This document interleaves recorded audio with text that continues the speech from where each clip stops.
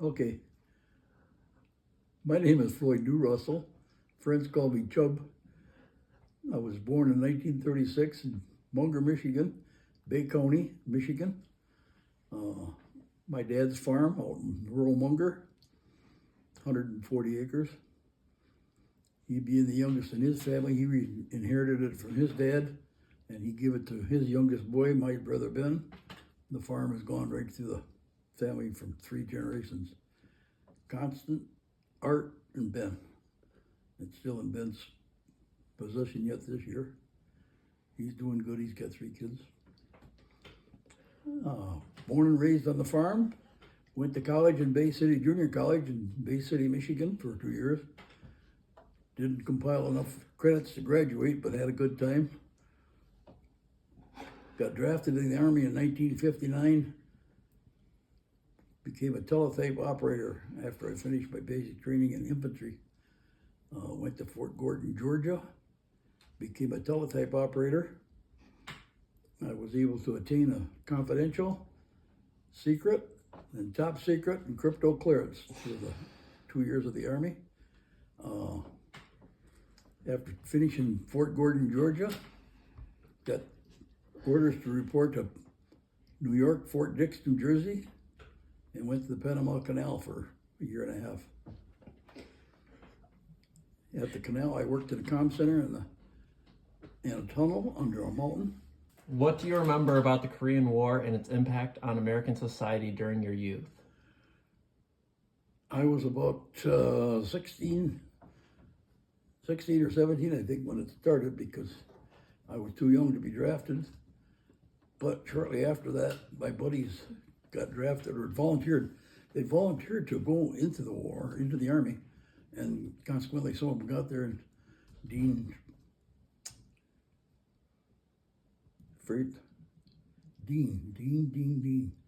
he died.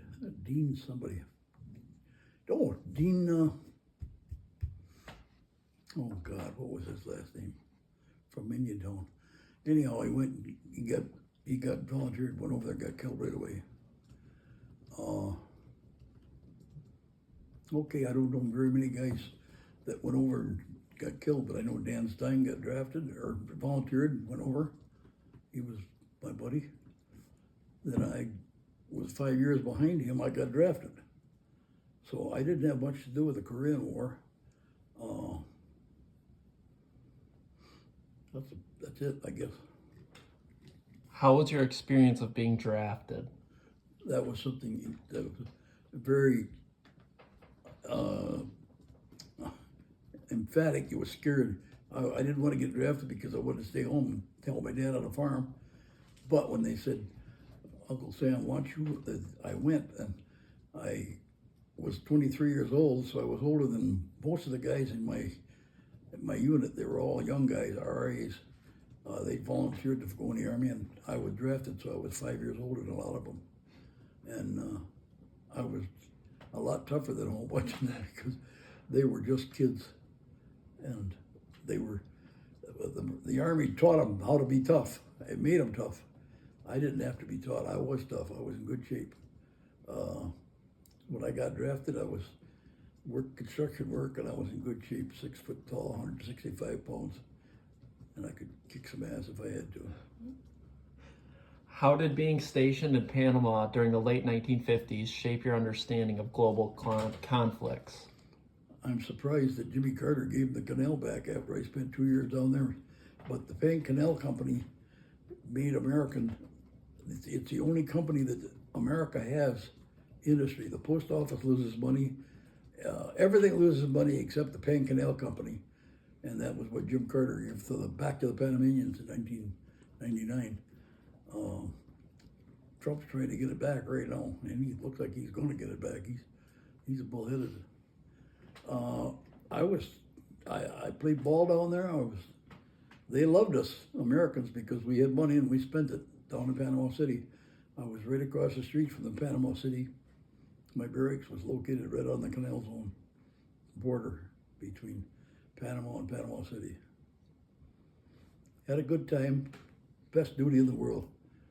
Had Indians to do all our KP for us. Had my own car, went back and forth across the isthmus.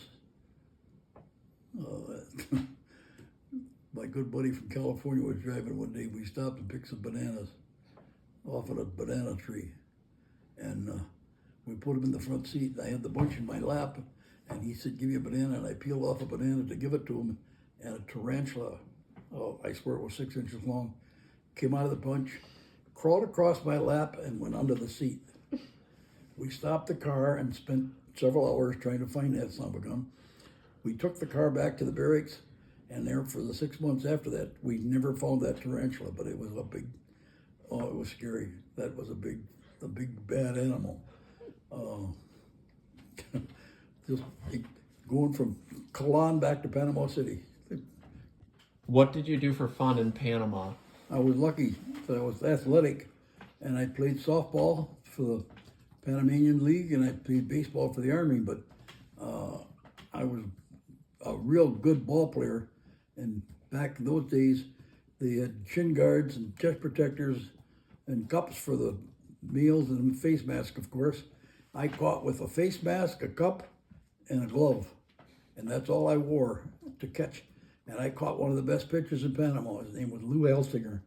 And I was notorious as I was rookie of the year in the league that I played in down in Panama. I hit balls that nobody else could hit. I mean, I hit them longer, I hit them harder, I hurt people. When I was catching, I caught for the long time, for a year and a half. When I caught, you come into home plate with me there, you weren't going to catch home plate because I blocked it with all my strength. And I mean, I stopped everybody. There was no blocking the plate like there is today. And I played ball several nights a week after I got through with my duty, of course. I never got hurt, always in good shape. And Christmas, went out swimming one day out at Amador, and as we were driving down the road to go to our beach that we went swimming on, it had a big shark net in front of it, so the sharks couldn't get through to us, and the net was there, and the guys were fishing along the side of the road. They'd take a boat and tie a half a chicken on a hook and roll out in the ocean and drop it in the water, and then on a rope, not a string, a line, a rope, a good 1/4-inch rope. And then they'd sit there and drink beer, and they caught a shark one day, about 11 feet long. And they pulled it out of the water with a car. They had it tied to the rope on the hitch of a car. And they dragged it out of the water, up the shore, up the beach, up on the road, and it was laying on the beach. And you hear the old story where they stuck a knife in and cut the shark open? Well, this guy had a bayonet that he sharpened right to a point. And I saw him hit that shark 2 or 3 times trying to get a hole in it, and he couldn't get the knife through the hide. The hide on a shark it's just unbelievably stout. It's really impenetrable. And what the hell was his name? Anyhow, they tried their damnedest to kill that shark, and the shark would just turn its head back and forth and try to bite. And it was about 11 feet long. It had a mouth on it that you could drop a bushel basket in, real easy. And it would just try to bite somebody. It would swing back and forth trying to bite people. And they left it laying there on the beach. And the Panamanians, after it finally wound up dying, they cut it up and ate the damn thing. The shark was good. The whole bunch of people got part of it, but everybody was drinking like hell that day.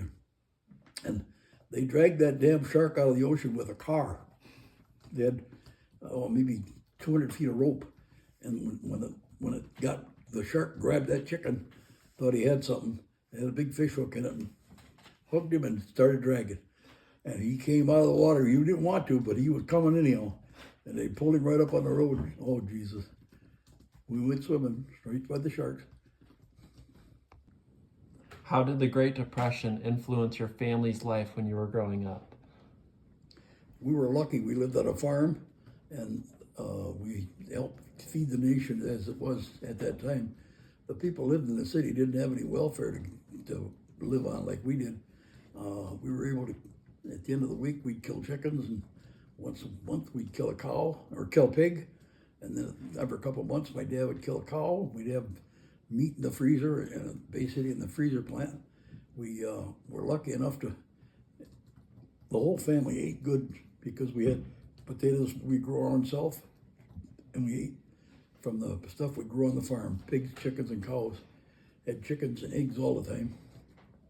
Lived very good, but a lot of our friends were really hurt. My dad and mother would help a lot of people out, giving them food, taking care of them because there was some real hard times. Can you share any specific stories about how the Great Depression affected your community?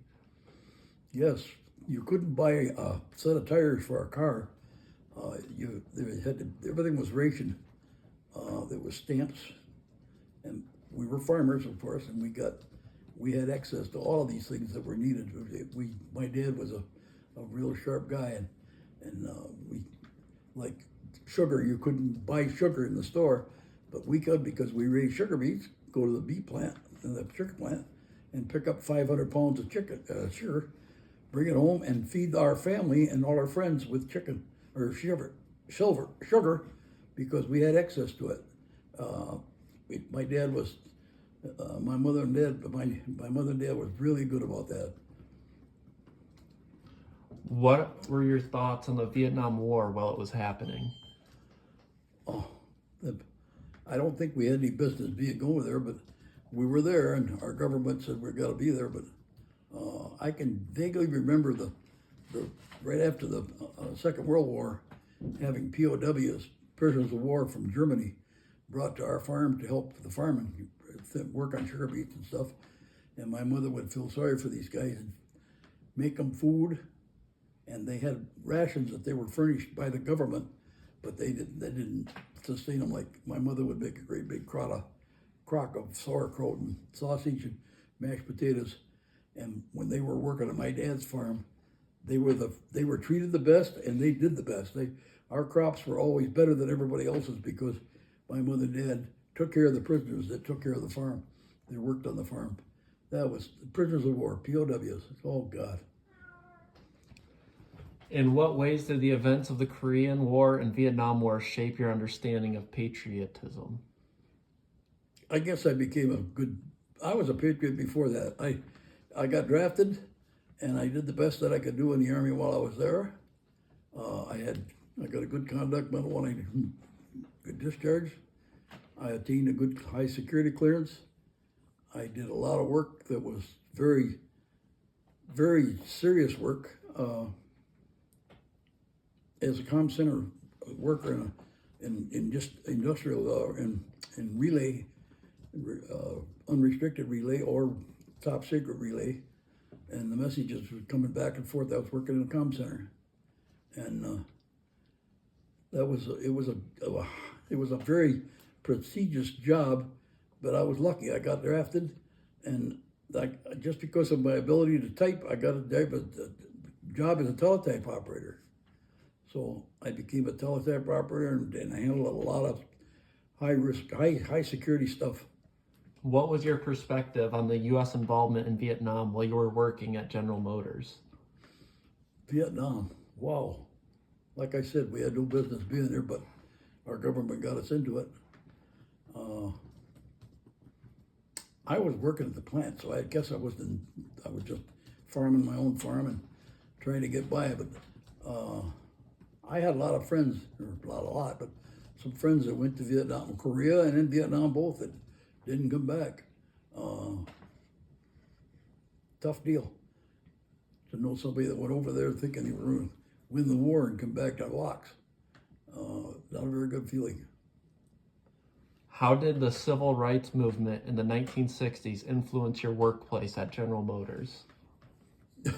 I was lucky. I became a foreman at the foundry, and most of them respected authority, but a lot of those people that didn't like white people, that they had a certain thing in their system that blacks were persecuted for all their lives, didn't take too good to the white guys giving them orders. It was my job, and I had to do it. So I got along good. I had a lot of good friends that were black, and a lot of them that were not my good friends. But I used to bring them out to my farm and let them go hunting, and I'd take them out coon hunting at night, and I got to know a lot of those black people, but the civil rights movement was just getting started, and it was a bad deal. A lot of those people they carried a prejudice they didn't have to. We took good care of them.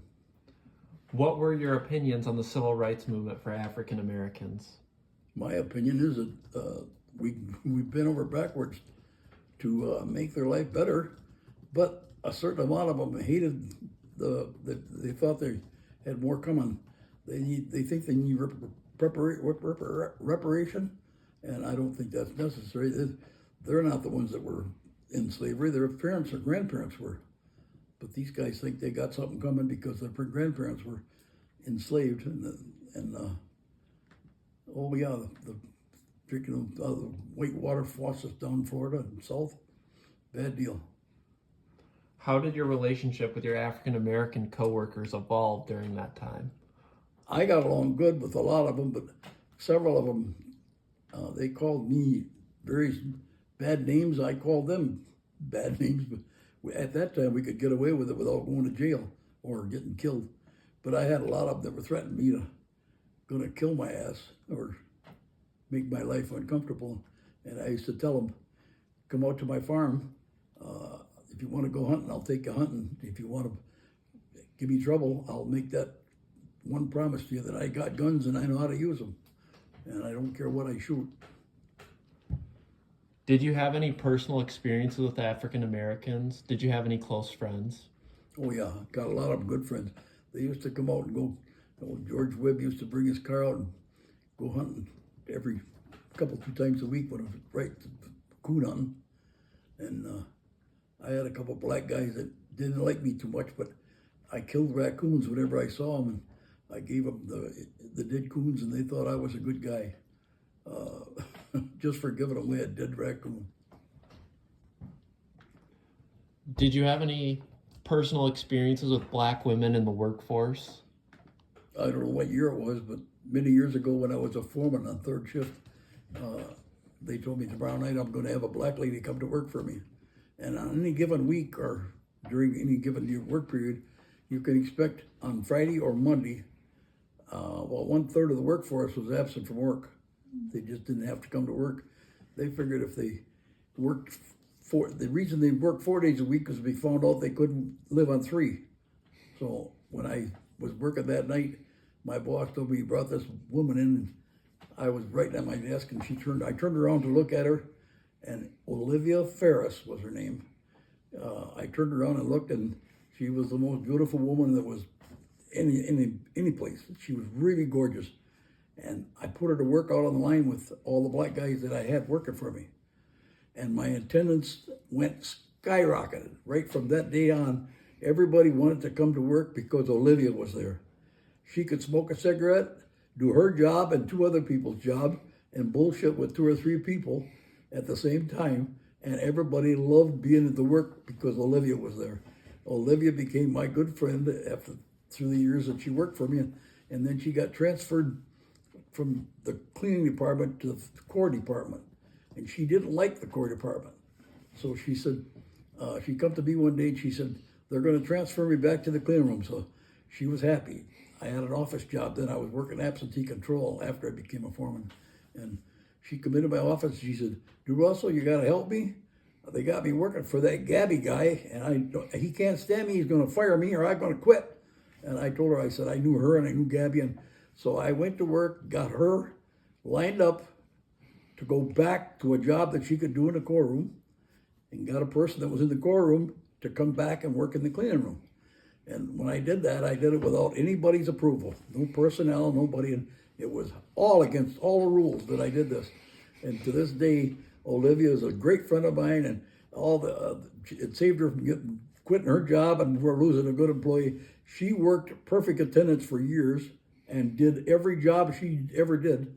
When they had open houses, I took my wife and kids there, and she spotted me in the crowd, and she come running right over.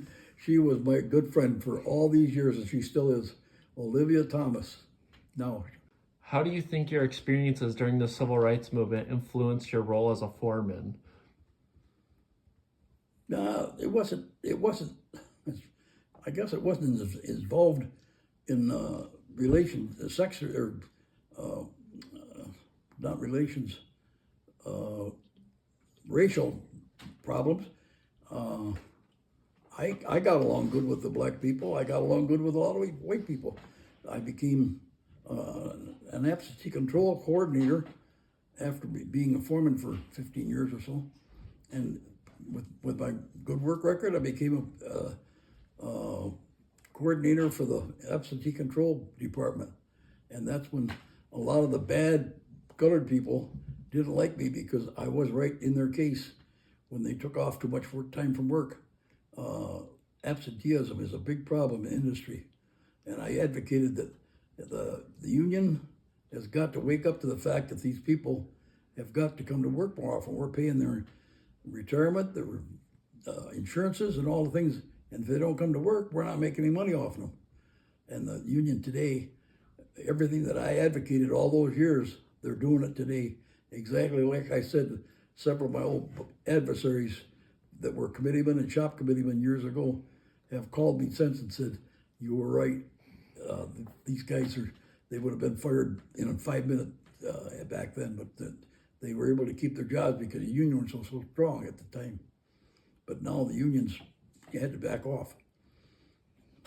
Looking back, how do you think these historical events collectively shaped the man you became? Oh boy. Well, I had a lot of them that wanted to, a couple guys were going to wet my ass out. This one guy was about 6'6", and he didn't like to come to work every day, and I got right in his case. And the door was behind him, and behind me was a wall, and I had no way of escaping. But he said he was gonna mop the floor with me, you know. And then finally he backed up and went out the door, and I said, I called plant security. I grabbed for the phone. I was going to call plant security and have them discharged or kicked off the property. And he turned around and left. But another incident happened many years before that. This guy that went out through the back door of the plant to go to the bar and have a drink at lunch hour was late coming back. And when he came running through the door, he took his coat off and threw it in a gun. And I went over and picked up his coat with George Claiborne, my buddy, and we both picked it up and we said, there's a gun in there. And there was a gun in the coat. So we took the coat over and laid it on the desk, and I called Labor Relations and I told them, I said, we got a gun out here with one of our employees. And they said, are the gun and the employee separated? And I said, no. He said, well, get them separated. Get the gun away from the guy and the guy away from the gun. And the gun's laying here on the table and the guy's sitting right there. So we finally took the coat and put it someplace, and consequently, he was fired immediately. You can't bring a weapon on company property. But Lance, what the hell was it? Lance, somebody, I never forget the name Lance. He got discharged. He had a gun in his coat pocket. You mentioned you were a farmer and grew up on a farm. How did the advancements of agriculture and powerful machinery affect your farming? I was able to keep my equipment running just by having the moxie to know what it took to keep something running. Working on a farm, working all my life in equipment and machinery, it made me the better person that I am to own my own farm and keep myself going by repairing my own equipment. When I was farming back, when my dad and I farmed together, we had a 2-row corn planter, and we planted 2 rows at a time. He rode the planter, and I drove the tractor, and he rode, make sure that the planter was planting all the time, and I kept working.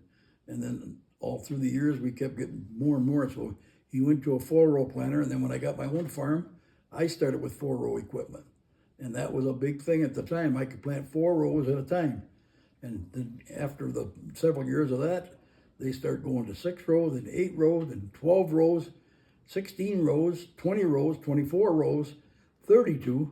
And just the other day, my son sent me a picture of a planter in someplace in America Michigan, is planting 72 rows of sugar beets at one time. A John Deere planter being pulled by a big old John Deere tractor. 72 rows wide. and I was planting with 2 rows at a time when I was a kid. Advancements have been pretty monumental. How has the creation of cell phones and internet changed the society you live in? Wow, the cell phone. When I have a question, I just ask Siri and get an answer instantly.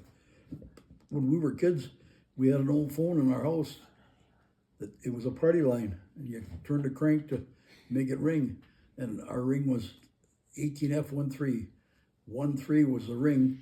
1 long, 3 shorts. Ding, ding, ding, ding, ding, ding. 1 long, ring, ring, ring, and then 3. And the party line was all the neighbors was on one group. And whenever the phone would ring, would ring our 1 long and 3 short, my dad would pick up the phone and he'd wait for a second. He'd say, and he knew that when you picked up the phone next door, it clicked. And he'd say, Emma, get off the phone. It was his sister, Aunt Em, and she would always want to know what was going on at our house because she had nothing. Her kids were all gone, and she wanted to know everything that was going on over at Art's house. Oh, God.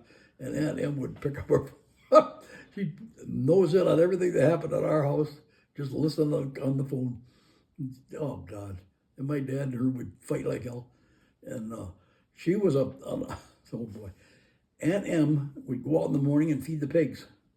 And her husband would sit in the house and put on his white shirt and tie and sit and look out the window at her. And she was out there with gloves on, which was hard. Gloves were hard to come by. She would be feeding the pigs and taking care of the cows and stuff, and he'd watch her out the window. And Aunt Em would do the work, and Uncle Fred would sit and watch her. And she said, I'm saving my man for when he gets older, you know. That was her thoughts were to make sure that he was going to be available for long after everybody else that worked hard were worn out. Aunt Em Fringe. In your opinion, was life better when you were younger, before phones and technology, or is the world we live in now better?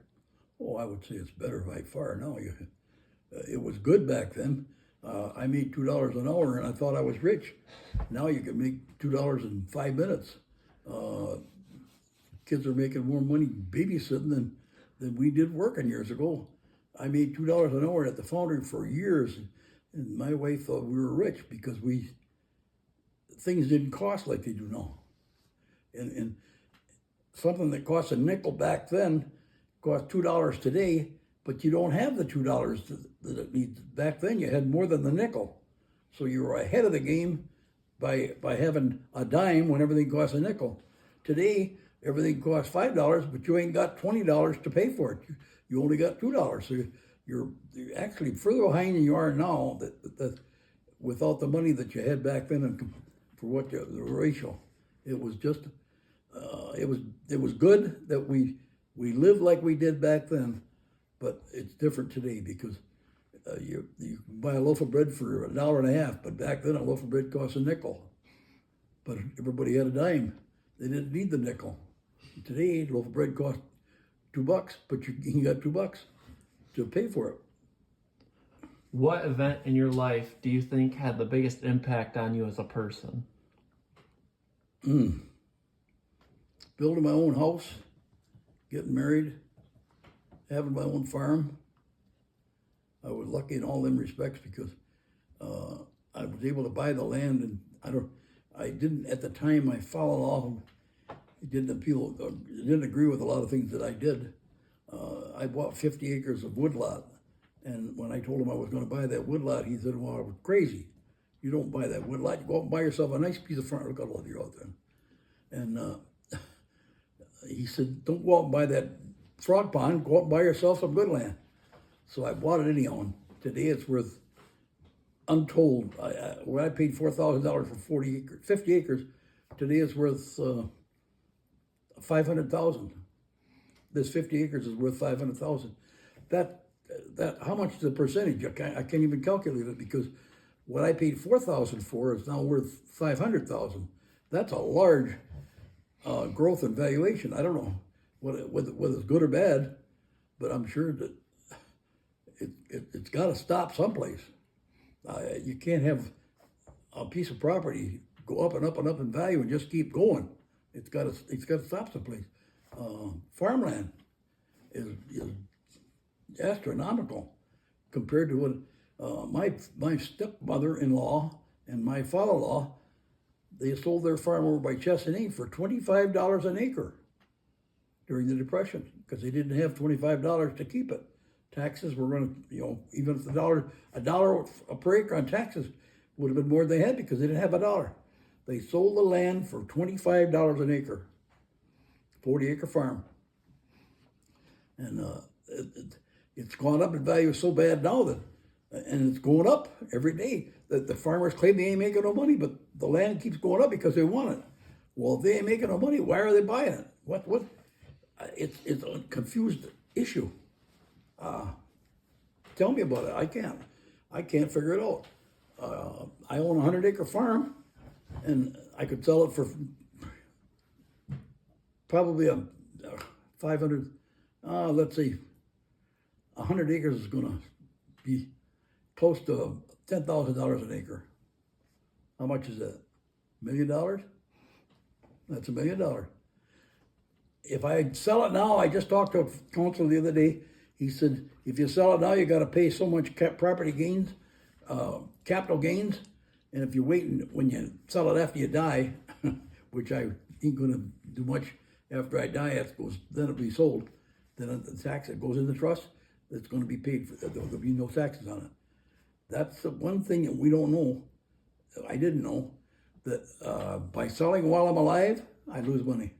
If I wait until I die and my heirs sell the property, they don't have to pay tax on it. And that's a good thing because I could wind up paying like 30%, $40,000 out of my pocket to pay for the inheritance or the capital gains tax to the IRS. And the IRS is not taking good care of our money. I don't agree. No. They're bad people. Well, thank you for your time. Hey, I'm glad I could help you out. I hope it's useful.